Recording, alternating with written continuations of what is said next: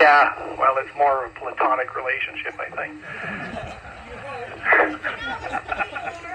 Anyway, so you've pretty much all done the wreck. You see what the track is like. You've got to pick your line around some of the mud holes unless you're in a side-by-side or something. But anyway, we got cones out around the various corners. There was talk of having more. I don't know whether that's happened or not.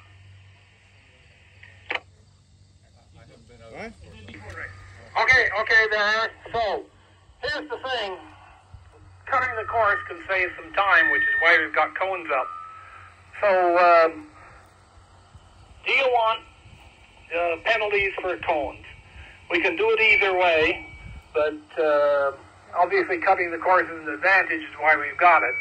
If we do give you penalties for cones, the other thing is the next people might not have the cones set up before they get there. I'm just going to turn that volume down a little bit for a little less ringing. Anyway, all right. I sound, well, I don't sound better. I don't even look better. So, anyhow, what's your feeling? Probably 2 seconds. We can make it different.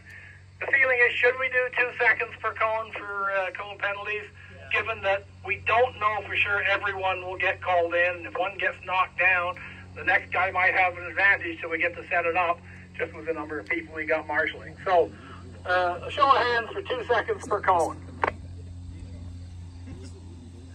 2 seconds. Okay, I take that. Off course or something like that is probably 20 seconds or whatever, but that's a pretty major thing. Since our times is going to be in around the 120 range, I think, on average, for what we've got for the course. Let me see. I got water back here, if you need some until we run out. Lunch, obviously, is pizza. We got to pick that up at 11:45. We'll get that. Run should go fairly quick.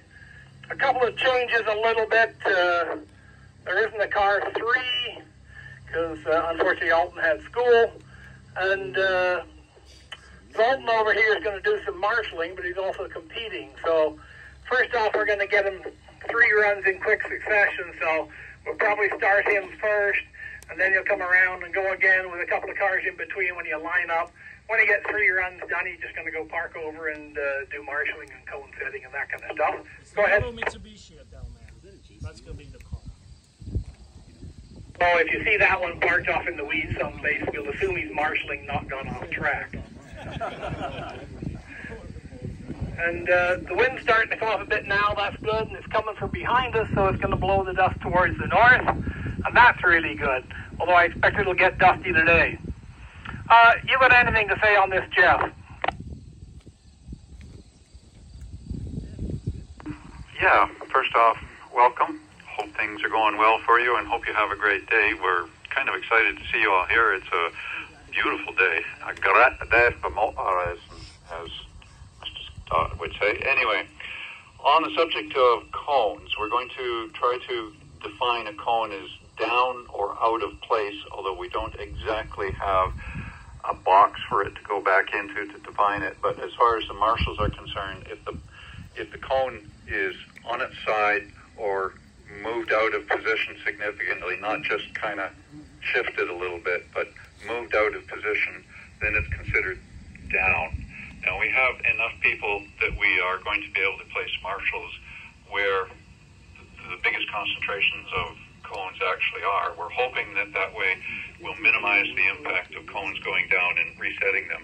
And we'll try to do that on the fly if it is safe. If it is not safe, then we bring the cars to a stop or hold them and set them up. So if somebody has taken one cone down, we might well be able to just set that back up. If somebody has taken out a string of cones, we would probably need to slow down. It would also make it fair to the other competitors. If you take out 10 cones at 2 seconds each, that's about the same as an off-course excursion. So it seems reasonable, but it would be pretty much all 10 cones in one place, not all through the course. So be aware that although it is more cones out there than you might normally expect, we're going to work to set them back up.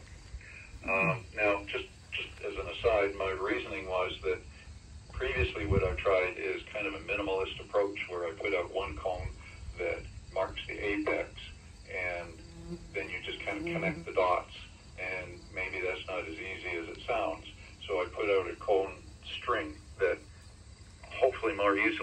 demonstrates exactly where the line is. And of course, the obvious disadvantage to that is that more cones, more penalties. But we'll try that. Give me feedback at the end of the day what you think between the two, and we'll go from there. Because obviously, this is more for you than for me. I got enough to stroke my ego anyway. Are there any questions on this at this point? No. Crickets? Cool. That's good. All right. As Martin said, there'll be a couple of marshal changes and on the fly, so to speak. But other than that, I don't have anything more. I do want to mention about the stop box. You don't have to stop in the stop box, but you got to come to a real reasonable speed. So when you come back out here, you're going slow enough for all the people walking around and that kind of stuff. Well, at one time we had a lot of people stalling in the stop box and causing a trouble back over at Humberstone. So when you get over the hose, get down to a nice, reasonable speed to come up here and minimize the dust up here too. That'll be really great. Actually, one more thing that I did forget. I'm good at that. The flags we'll be using in the procedure is red in color, and unfortunately we don't have as many red flags as we normally do. So if you see a red flag, a yellow flag, a black flag, I don't think we're going to have to use the blue flag or the green flag. But if you see anything, or you see a marshal jumping up and down, waving a vest or something at you, pointing at you, consider it a red flag.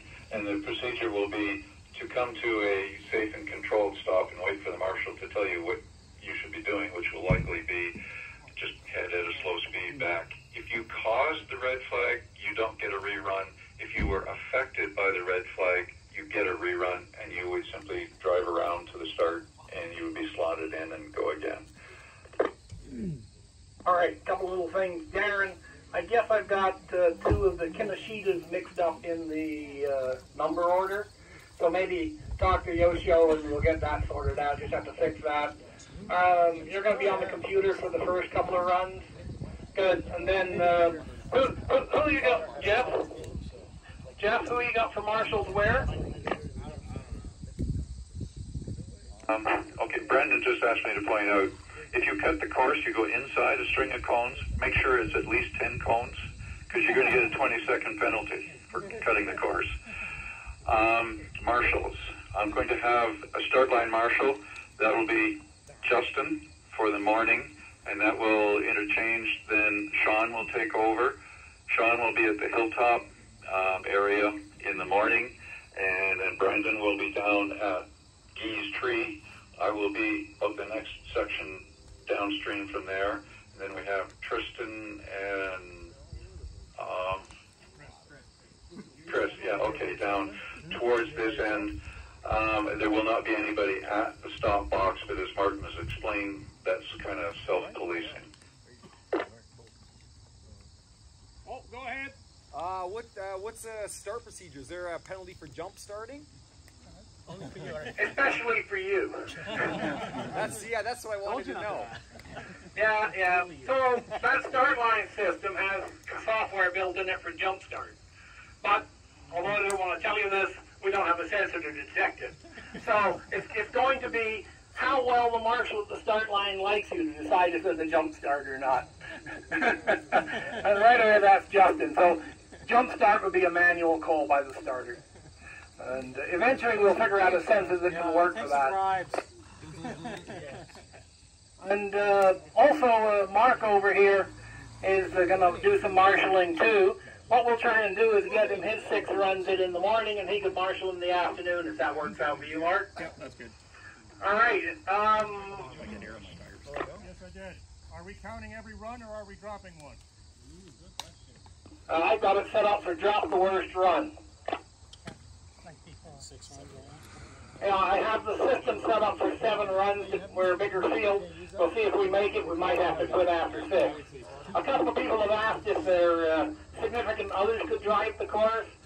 And if you want to do that at lunchtime without timing, just to see it and that kind of stuff, that's okay. Once the marshals are off the field, or even at the end of the day, we might get you to go around too.